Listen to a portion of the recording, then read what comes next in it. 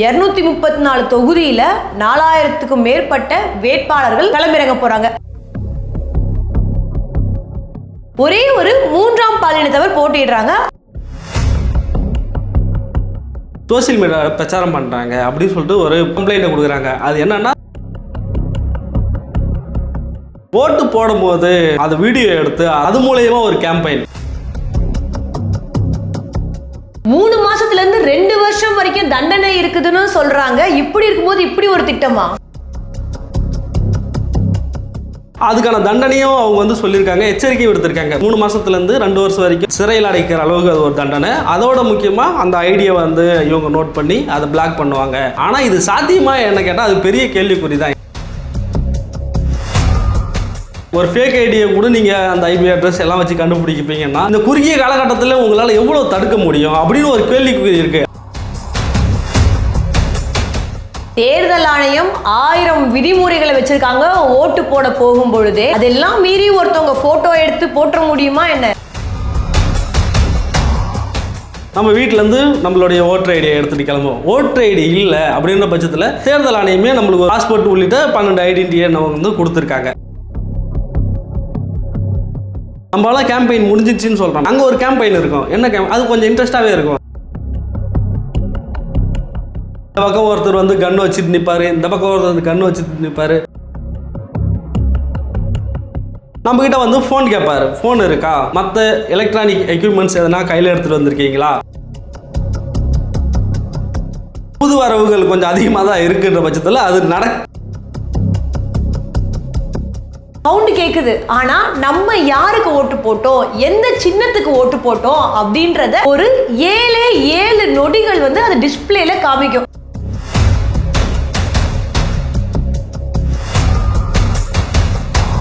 Voice Tamil நேயர்களுக்கு வணக்கம். வணக்கம். இன்னைக்கு தேர்தல் பிரச்சாரம் எல்லாம் நேத்தோட முடிஞ்சு போச்சு. இன்னைக்கு ஒரு அமைதியான சூழல் காணப்படுதுன்னு சொல்லலாம். ஆன்லைன்ல நிறைய போயிட்டு இருக்கு. அந்த விஷயத்தையும் பார்க்கலாம். அதுக்கு முன்னாடி எவ்வளோ வேட்பாளர்கள் போட்டியிடுறாங்க, எவ்வளோ பேர் வாக்களிக்க போறாங்க, எப்படி எல்லாம் வாக்களிக்கிறது அப்படின்றது தான் நம்ம இன்னைக்கு பார்க்க போறோம். மொத்தமாக சதீஷ், இந்த தேர்தலில் பார்த்தீங்கன்னா எஸ்ஐஆருக்கு அப்புறமா மொத்தமாக 5,73,00,000 பேர் ஓட்டு போடுறதுக்கு ரெடியாக தயாராகிட்டு இருக்காங்க. 5,73,00,000. நாளைக்கு அதில் எத்தனை பேர் வாட்டு சதவீதம் பதிவாக போகுது அப்படின்றத நம்ம பார்க்கலாம். அதுக்கு இடையில பார்த்தீங்கன்னா எவ்வளோ பேர் வேட்பாளர்கள் அப்படின்னு பார்த்தோன்னா 234 தொகுதியில் 4000க்கும் மேற்பட்ட வேட்பாளர்கள் களமிறங்க போறாங்க. 4 முனை போட்டி அப்படின்னு பார்த்தாலும் கூட நிறைய சுயேட்சை வேட்பாளர்கள் இருக்காங்க.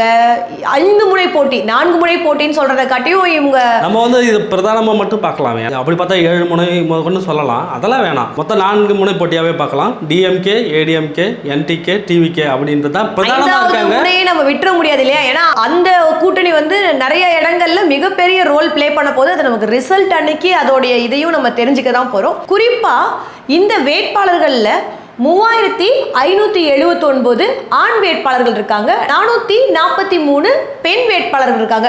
ஒரே ஒரு மூன்றாம் பாலினத்தவர் போட்டிடுறாங்க.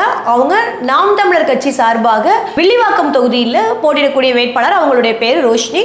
இதை மொத்தமா பார்த்தோம்னாலே, இந்த கால்குலேஷனை பார்த்தாலே ஒரு 11% பெண்கள் தான் போட்டியிடுறாங்க. 33% நம்ம கேட்டுட்டு இருக்கிற இடத்துல இதையும் கொஞ்சம் உற்று நோக்க வேண்டியதா இருக்கு. கட்சிகளை பொறுத்த வரைக்கும் பார்த்தோன்னா திமுகவில் பர்சன்டேஜ் வைஸ் இல்லாமல் அவங்க போட்டியிடக்கூடிய 164 இடங்களில் கட்சிக்காரங்களுக்கு ஒதுக்கியிருக்காங்க. கூட்டணியில் ஒதுக்கியிருக்கிறது தனியாக வரும். அது இல்லாமல் 164 18 இடங்கள் பெண்களுக்கு ஒதுக்கியிருக்காங்க. அதே மாதிரி அதிமுகவை பொறுத்த வரைக்கும் 17 பெண் வேட்பாளர்களை நிப்பாட்டியிருக்காங்க. தாவேகாவை பொறுத்த வரைக்கும் 23 பெண் வேட்பாளர்கள். நாம் தமிழர் பொறுத்த வரைக்கும் சரிபாதியான வேட்பாளர்கள் போட்டிடுறாங்க. மூன்றாம் பாலினத்தவருக்கும் வாய்ப்பு கொடுத்துருக்காங்க. இந்த மாதிரி தான் வேட்பாளர்கள் இருக்காங்க. இந்த வேட்பாளர்கள்ல இருந்து தான் 234 பேரை தேர்ந்தெடுத்து நம்ம சட்டமன்றத்துக்கு அனுப்ப போறோம். நேத்தே பிரச்சாரம்லாம் முடிஞ்சிருச்சு அப்படின்னு சொன்னாலும் கூட இன்னைக்கு ஒரு டிஜிட்டல் புரட்சியே நடந்துட்டு இருக்க வரைக்கும் அந்த விஷயங்களையும் நம்ம சமூக வலைதளங்களை பார்க்க முடியுது. நீங்க காலையிலே அதை பத்தியும் சொன்னீங்க, நம்ம நேர்களுக்கும் அதை நீங்க பகிர்ந்துக்கலாமே. கண்டிப்பா. ஒன்றும் இல்லை, இன்னைக்கு ஒரு செக்ரட்டரியில் ஒரு கம்ப்ளைண்ட் ஒன்று கொடுக்குறாங்க. என்ன கம்ப்ளைண்ட்னா, சோசியல் மீடியாவில் பிரச்சாரம் பண்ணுறாங்க அப்படின்னு சொல்லிட்டு ஒரு கம்ப்ளைண்ட்டை கொடுக்குறாங்க. அது என்னன்னா, முழுக்க முழுக்க சோசியல் மீடியா ஓப்பன் பண்ணால் இவர்களுக்கு வாக்களிக்க வேண்டும், அவர்களுக்கு வாக்களிக்க வேண்டும் அப்படின்னு சொல்லி ஒரு பக்கம். அதோட ஒரு முக்கியமான ஒரு விஷயத்தை இந்த கம்ப்ளைண்ட்டில் சொல்லியிருக்காங்க. கொடுத்துருக்காங்க. ஓட்டு போடும்போது அந்த வீடியோ எடுத்து அது மூலயமா ஒரு கேம்பெயின் இங்க பாருங்க. வித்தியாசமா இருக்கு. ஓட்டு போடுறத வந்து பதிவு பண்றதே ஒரு பெரிய குற்றமாச்சு. 3 மாசத்துல இருந்து 2 வருஷம் வரைக்கும் தண்டனை இருக்குதுன்னு சொல்றாங்க. இப்படி இருக்கும்போது இப்படி ஒரு திட்டமா?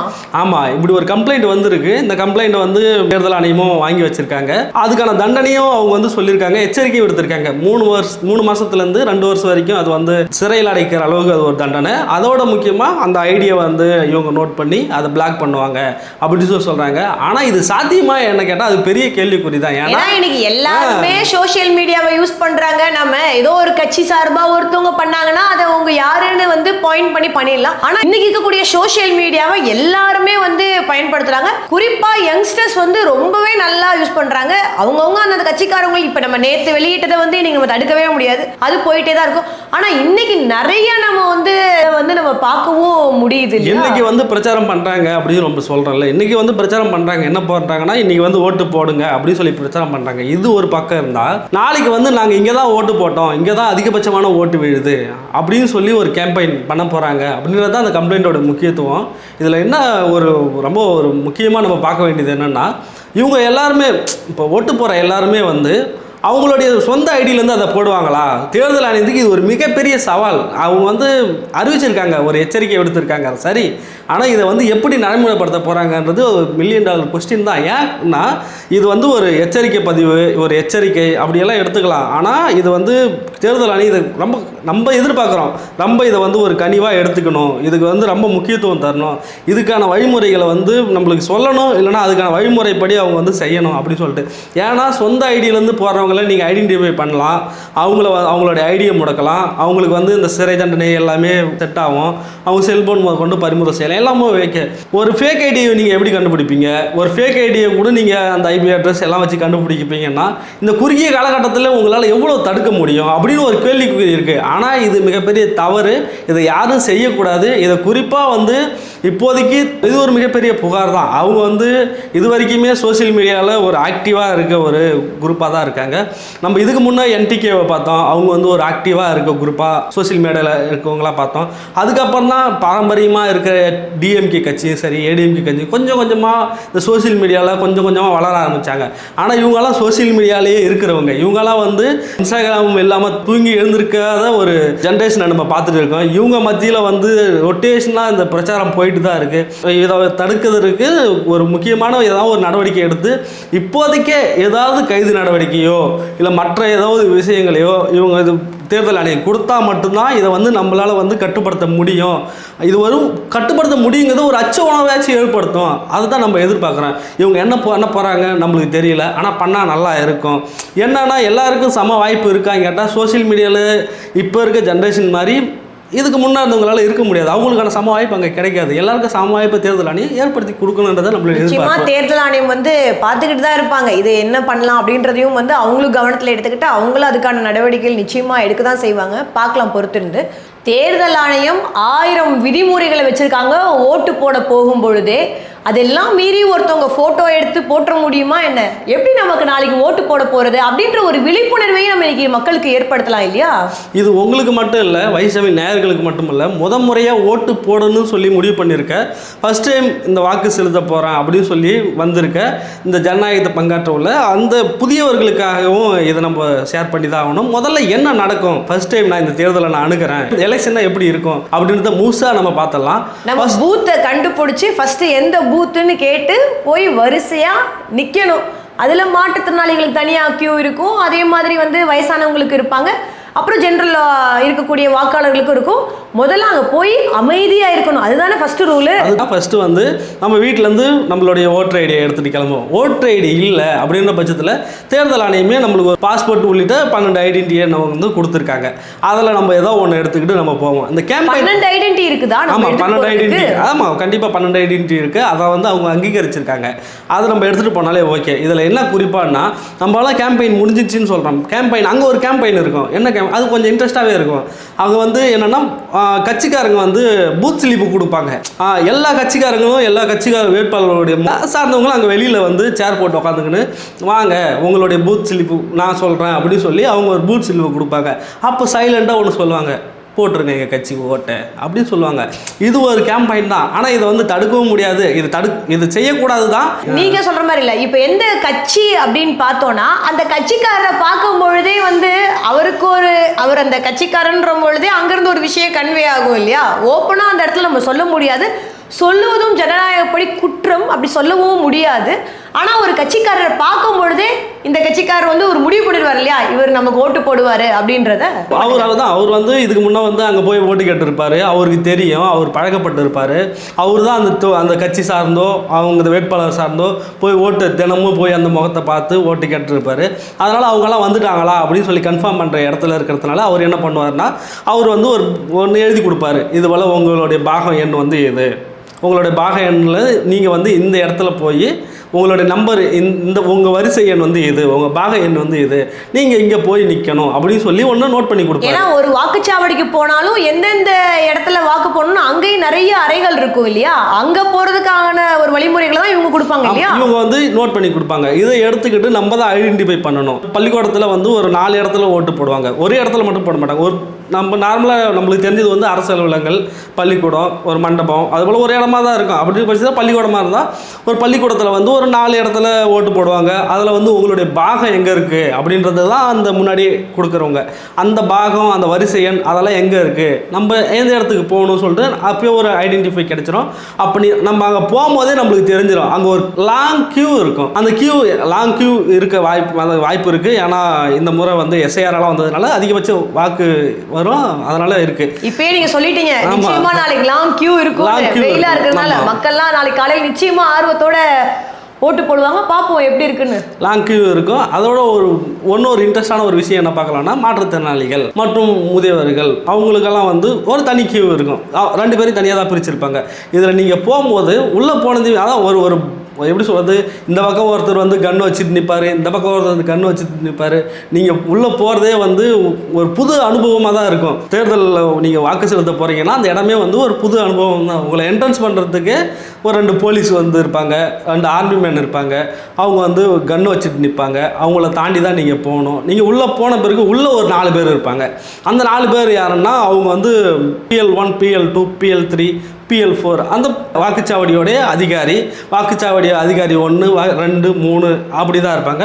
அதில் அதிகாரின்னு ஒருத்தர் இருப்பார், ஏஜென்ட்னு 3 பேர் இருப்பாங்க. இது வந்து 4 பேர் தான் இருப்பாங்களான்னு கேட்டால் கிடையாது, கட்சி சார்ந்து இருப்பாங்க. அவங்கெல்லாம் அந்த ஆப்போசிட் சைடில் உட்காந்துருப்பாங்க இல்லையா. ஒவ்வொரு கட்சி சார்பாகவும் வந்து கட்சி சார்பாக மட்டும் இல்லாமல் வேட்பாளர் சுயேட்சையில் இருப்பாங்க. அவங்களுடைய ரெப்ரஸன்டேட்டிவாக அங்கே வந்து அங்கே எத்தனை பேர், இப்போ 40 பேர் ஒரு இடத்துல போட்டிடுறாங்கன்னா அந்த 40 பேருக்கான ரெப்ரஸன்டேட்டிவும் அங்கே வந்து உட்காந்துருப்பாங்க. இவங்க வந்து PL2 அப்படி சொல்லி சம்திங் சொல்லுவாங்க. அவங்க வந்து அங்கே உட்காந்துட்டு இருப்பாங்க. இங்கே ஃபஸ்ட்டு நம்ம வந்து போய் PL1 அவர் தான் நம்ம ஃபஸ்ட்டு அட்டன் பண்ணுறோம். நம்ம வந்து ஒரு வாக்குச்சாவடிக்குள்ளே போகிறோன்னா ஃபஸ்ட்டு எடுத்ததுமே ஒரு தேர்தல் அலுவலர் இருப்பார். மொத்தமாக 4 அலுவலர்கள் இருப்பாங்க. முதல் அலுவலர் தான் நம்மளை வந்து அட்டன் பண்ணுவாங்க. அந்த அட்டன் பண்ணுறவர் வந்து நம்மக்கிட்ட வந்து பர்சனலாகனா ஒன்றும் இல்லை, நம்மக்கிட்ட வந்து ஃபோன் கேட்பார். ஃபோன் இருக்கா, மற்ற எலக்ட்ரானிக் எக்யூப்மெண்ட்ஸ் எதனா கையில் எடுத்துகிட்டு வந்திருக்கீங்களா அப்படின்னு சொல்லி செக் பண்ணுவார். அப்படி நீங்கள் எதனா எடுத்துகிட்டு வந்தால் அங்கே தான் வந்து இந்த ஃபோனை எடுத்துகிட்டு போய் ஃபோட்டோ பிடிக்கிறதெல்லாம் தடுக்கப்பட வேண்டிய ஒரு இடம். தடுத்து நிப்பாட்டிடுறாங்க. அதுக்கப்புறம் உங்களுக்கு என்ன சவால் இருக்க போகுது, அதான் அங்கேயே தடுத்து நிப்பாட்டிடுவாங்க. வெளியிலேருந்து வேணால் யாராவது ஃபோட்டோ எடுத்து போடுவாங்களா இருக்கும். ஆனால் அங்கே தான் முதல்ல நீங்கள் வாக்குச்சாவடி உள்ளே போனோடனே வந்து உங்களோட ஃபோனை வாங்கி சீல் பண்ணிட்டு ஒரு டோக்கனும் கொடுப்பாங்கன்னு நினைக்கிறேன் இல்லையா. அதுதான் நம்ம கிட்ட வாங்குற எலக்ட்ரானிக்ஸ் பொருள்கள் எல்லாத்துக்கும் வாங்கிட்டு அதுக்கான ஒரு சீலை போட்டு அதுக்கான டோக்கனை நம்ம கையில் கொடுத்து நீங்கள் ஓட்டு போட்டு முடிச்சிட்டா பிறகு அது நீங்கள் வந்து அந்த டோக்கனை கொடுத்து அவங்க ஒரு குறிப்பிட்ட இடம் சொல்லுவாங்க, அந்த இடத்துல போய் நீங்கள் கலெக்ட் பண்ணிக்கிங்க அப்படி சொல்லி தான் அனுப்புவாங்க. நம்ம அங்கே போய் கலெக்ட் பண்ணிக்கலாம். இதையும் தாண்டி தான் அந்த ஃபோட்டோ எடுக்கிறது இது வரைக்கும் நடந்துட்டு இருக்கு. எந்த தேர்தலில் அது தவிர்க்க முடியாத ஒன்றா தான் இருக்குது. ஆனால் இந்த தேர்தல் அதிகரிக்குன்றது அது வந்து காரணம் நமக்கு அதெல்லாம் சொல்லி தெரிய வேண்டியதில்லை.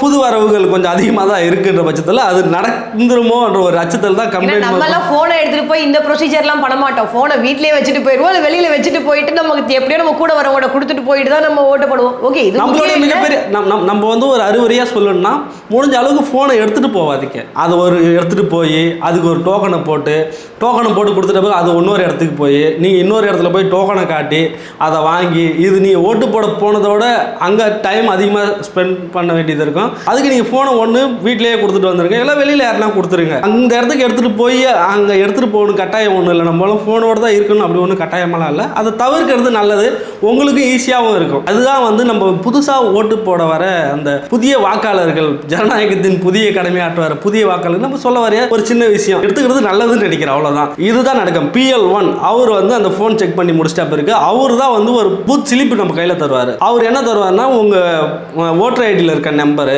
ஓட்டர் ஐடி இருக்க நம்பரோட அதுக்கப்புறம் நீங்கள் எந்த வரிசையில் வரீங்க நீங்கள் தானா அப்படின்னு சொல்லி ஒன்று எடுத்து உங்கள் கையில் கொடுப்பாரு. அதை எடுத்துக்கிட்டு நம்ம ரெண்டாவதாக ஒருத்தர்கிட்ட போனால் அவர் என்ன பண்ணுவார்னா அவர் தான் வந்து படிச்சு காட்டுவார். படிச்சு காட்டும் போது தான் அந்த கட்சி சார்ந்து இருக்காங்கல்ல பிரமுகர்கள், அவங்க முகவர்கள், அவங்க என்ன பண்ணுவாங்கன்னா அவங்க கையில் ஒரு லிஸ்ட் இருக்கும். இந்த இடத்துல இருந்து இப்படி ஒரு ஆள் வந்து இப்படி வந்து அதுதான் ரெண்டாவது அலுவலர் பண்ணுவார். ரெண்டாவது அலுவலர் இன்னொரு வேலையும் செய்வார். அவர் என்ன செய்வார்னா நம்ம கொண்டு போகிற ஒரு ஐடென்டிஃபிகேஷன் ஓட்டர் ஐடி அது மட்டும் இல்லாமல் மீதி இருக்க 12 ஐடி கார்டு ஐடிஸ் இருக்குல்ல, அந்த ஐடிஸை வந்து நீங்கள் என்ன கொண்டு வரீங்களோ அதோடைய நம்பர், அது என்ன ஐடி கார்டு அப்படின்னு சொல்லி ரெண்டுத்தையும் எழுதி இதை எக்ஸாம்பிள் நான் வந்து ஓட்டர் ஐடிக்கு பதில் டிரைவிங் லைசன்ஸ் எடுத்துகிட்டு போனேன், நான் வந்து ஓட்டுநர் உரிமை எடுத்துக்கொண்டு வந்தேன், என் ஓட்டுநர் உரிமத்தோடைய எண் அப்படின்னு சொல்லி எழுதிட்டு அதுக்கப்புறம் இதெல்லாம் நான் தான் எடுத்துகிட்டு வந்தேன் சொல்லி இதை அப்படி ஒரு கையெழுத்து போட்டு அவங்க கையில் கொடுத்துடணும்.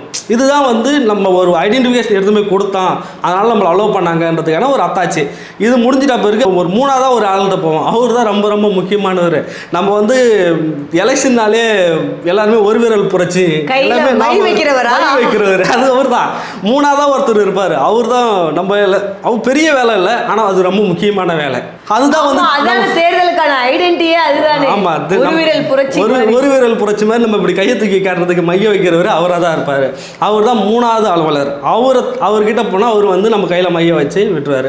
நாலாவதாக ஒருத்தர் இருப்பார். அவருடைய ஒர்க் என்னன்னா அவர் தான் அந்த ஒட்டுமொத்த அந்த வாக்குச்சாவடியோடைய அதிகாரியாக இருப்பார். அவர் ஒருத்தர் தான். அவருடைய ஒர்க்கு ரொம்ப ரொம்ப பெரிய ஒர்க்கு தான். என்னன்னா இந்த வாக்குச்சாவடியில் மொத்தம் எத்தனை எண்ணிக்கை வாக்கு, இதில் இது வரைக்கும் எத்தனை எண்ணிக்கை வந்திருக்கு, இதுக்கப்புறம் இன்னும் எத்தனை வர வேண்டாம், அந்த கவுண்டிங் அவர் தான் பார்த்துக்குவார். அதோட ஒன்று என்னென்னா அந்த மெஷின் ஆப்ரேட்டிங்கில் நீங்கள் அடுத்தது ஓட்டு போகிறதுக்கு தயார் பண்ணி வைக்கிற வேலையும் அவருடைய வேலையாக தான் இருக்கும். அவர் தான் நம்மளுக்கு தயார் பண்ணி வைப்பார். அப்படி தான் நம்ம வந்து அங்கே போய் நமக்கு பிடிச்ச நம்ம விரும்புகிற ஒரு சின்னத்துக்கு ஓட்டு போட்டுட்டு நம்ம வெளியே வரோம். இதுதான் வந்து தேர்தலில் நம்ம ஓட்டு போடுறதுக்கான ப்ரொசீஜர். இன்னொரு விஷயமும் இருக்குது. நம்ம உள்ளே போய் நம்ம எந்த வேட்பாளருக்கு ஓட்டு போட போகிறோமோ அந்த பட்டனை அமுக்குவோம் இல்லையா, அதுக்கு பக்கத்துலேயே அந்த விவிபேட் இயந்திரம்னு ஒன்று இருக்கும். அந்த இயந்திரத்தில் தான் நம்ம ஓட்டு போட்டுட்டோம், சவுண்டு கேட்குது, ஆனால் நம்ம யாருக்கு ஓட்டு போட்டோம், எந்த சின்னத்துக்கு ஓட்டு போட்டோம் அப்படின்றத ஒரு 7 நொடிகள் வந்து அது டிஸ்பிளேல காமிக்கும். அதுதான் அந்த வாக்காளர் நம்ம இவங்களுக்கு ஓட்டு போட்டிருக்கோம் அப்படின்றத உறுதி செய்யக்கூடியது. அந்த விவிபேட்ல தான் நம்ம பார்த்து இந்த கட்சிக்கு இந்த சின்னத்தில் நம்ம ஓட்டு போட்டிருக்கோம், இந்த வேட்பாளருக்கு போட்டிருக்கோம் அப்படின்றதையும் தெரிந்து கொள்ளக்கூடிய ஒரு சான்றாகவும் இருக்கும். இதுதான் வந்து நம்ம ஓட்டு போகிறதான சிஸ்டமேட்டிக்காக இருக்கக்கூடிய முடிஞ்சு நம்ம ஓட்டு போட்டு முடிச்சாச்சு. ஓட்டு போட்டதுக்கு அப்புறம் என்ன நடக்கும், வாக்குச்சாவடியில் நம்ம ஓட்டு போட்டு நம்ம ஒரு விரல் புரட்சி செஞ்சு முடிச்ச பிறகு ஃபோட்டோ எடுத்து சோசியல் மீடியாவில் போட்டதோட முடிஞ்சிருச்சா அப்படின்னு பார்த்தா நம்மளுக்கு முடிஞ்சிருச்சு. நம்ம தேர்தலில் ஓட்டு போட்டவங்க ஜெயிக்கிறாங்களா தோக்குறாங்களான்றது அது வந்து மே 4ஆம் தேதி தெரிய வர ஒரு விஷயம். இதற்கு அப்புறம் நடக்க போகிறது என்னென்னா தேர்தல் அதிகாரிகள் என்ன பண்ணுவாங்க அப்படின்னா ஒட்டு மொத்தமாக அந்த வாக்குச்சாவடியில் முழு ஓட்டும் வந்து பதிவாயிடுச்சா அப்படின்னு சொல்லி பார்ப்பாங்க. கரெக்டாக எப்படி சொல்கிறதுனா காலையில் நம்ம ஏற்கனவே சொன்ன மாதிரி தான் 7 மணிக்கு ஆரம்பித்து 6 மணிக்கு முடியும்.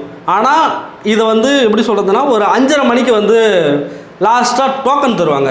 அது கொஞ்சம் இன்ட்ரெஸ்டிங்காகவே இருக்கும். நம்ம எல்லாமே பார்ப்போம். என்ன பார்ப்போம்னா நம்மளுக்கே சரியாக கன்ஃபியூஷன் ஆகும்.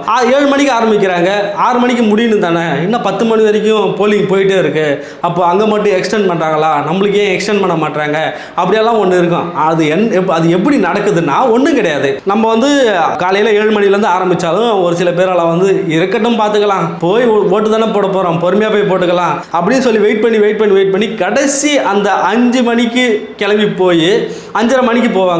அந்த 5:30 மணிக்கு வந்து அப்போதான் வந்து அந்த தேர்தல் அதிகமாக இருக்குல்ல. ஆமாம், சொல்கிற மாதிரி ரொம்ப வெயில் அதிகமாக இருக்குது. இதோட என்னென்னா ரிசல்ட் அன்றைக்கி தான் அக்னி நட்சத்திரம் கூட வர இருக்குது. நம்ம எல்லாத்தையும் தான் பார்த்துட்டு இருக்கோம். முக்கியமான ஒன்று தான் நீங்கள் சொன்னதும் 5:30 மணிக்கு வந்து டோக்கன் தருவாங்க.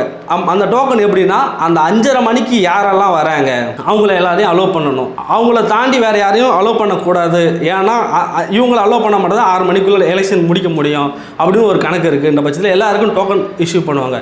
இந்த டோக்கன் வைஸ் எல்லாருமே நம்ம அவங்க ஒரு கவுண்டிங் வச்சிருப்பாங்க. சம்திங் ஒரு 200 டோக்கன் கொடுத்துருக்காங்கன்னா ஒரு 50 பேர் போட்டாங்கன்னா உடனே 150 பேர் தான் இருக்காங்க அப்படின்னு ஒரு கணக்கு இருக்குது. அப்படி தான் வந்து 5:30 மணிக்கு டோக்கன் இஷ்யூ பண்ணுறது. அந்த இஷ்யூ பண்ணும்போது தான் அதில் லேட் ஆகும் போது தான் அந்த 6 மணின்றது 7, 8, 10 மணியெல்லாம் ஆகாது, 6, 7, 8 வரைக்கும்லாம் கூட போயிருக்கு ஒரு சில இடத்துலலாம். அப்படி போவோம். அந்த டோக்கன் அது முடிஞ்சிட்ட பிறகு ஒட்டுமொத்த எலெக்ஷனும் முடிஞ்சிருச்சு. வாக்குச்சாவடியில் வாக்கு செலுத்தியாச்சு, எல்லாம் முடிஞ்சிட்ட பிறகு அந்த நம்ம இந்த வாக்குச்சாவடியில் வாக்குப்பதிவு இயந்திரத்தில் ஒட்டுமொத்தமாக வாக்குச்சாவடியில் போட்டவங்க அதிகபட்ச பேர் இருப்பாங்க, போடாதவங்க கொஞ்சம் பேர் இருப்பாங்க. ஒட்டுமொத்தமாக முடிஞ்சிருச்சு. குறிப்பிட்ட டைமுக்கு அப்புறம் அதுக்கு சீலை வச்சிருவாங்க.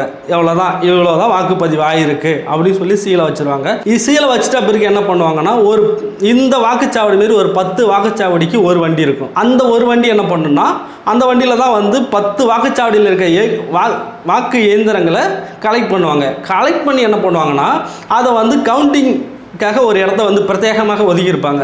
அந்த இடம் ரொம்ப முக்கியமான இடம். ஏன்னா அங்கே தான் வந்து ரிசல்ட் அறிவிக்கிறதுக்கு வாக்கு எண்ணப்படக்கூடிய இடம். அந்த வாக்கு எண்ணப்படக்கூடிய இடம் கூட எப்படி இருக்குன்னா 2 தொகுதிக்கு ஒரு வாக்கு எண்ணிக்கை மையம் வந்து இருக்கும். அப்படி இருக்க பட்சத்தில் நம்ம எந்த தொகுதிக்கு உட்பட்டு இருக்கோமோ அந்த வாக்குச்சாவடி சம்மந்தப்பட்டதை, அந்த வாக்கு தொகுதி சம்மந்தப்பட்டதை அங்கே கொண்டு போவாங்க. அங்கே கொண்டு போய் தான் மே 4ஆம் தேதி ஓப்பன் பண்ணி யார் யாருக்கு என்னென்ன ஓட்டு வந்திருக்கு, நீங்கள் ஓட்டு போட்டவங்க வின் பண்ணியிருக்காங்களா, உண்மையாலுமே யார் வின் பண்ணியிருக்காங்கன்ற ஒட்டுமொத்தமாக அறிவிப்பும் வெளியாகும். இதுதான் வந்து தேர்தல் ப்ரொசீஜர். இதை பார்த்து புதிய வாக்காளர்கள் பயப்படலாம் தேவையில்ல. இதை தெரியாதவங்க தெரிஞ்சுக்கிங்க, தெரிஞ்சவங்க பரவாயில்ல, இன்னொரு முறை தெரிஞ்சுக்கிறதுல எந்த தவறு இல்லைன்னு நான் நினைக்கிறேன். நிச்சயமாக வாக்கு எப்படி போடணும், அந்த வாக்கு எந்திரங்கள் எப்படி போகுது, என்ன மாதிரியான பாதுகாப்புக்கு உள்ளாகுது அப்படின்றதெல்லாம் வந்து தெளிவாக சொன்னீங்க. நிச்சயமாக நாளைக்கு எல்லாருமே வந்து நம்மளுடைய ஜனநாயக கடமையை ஆற்றுவோம். கண்டிப்பாக ஜனநாயக கடமை நாமும் சேர்ந்து ஆற்றுவோம். நன்றி.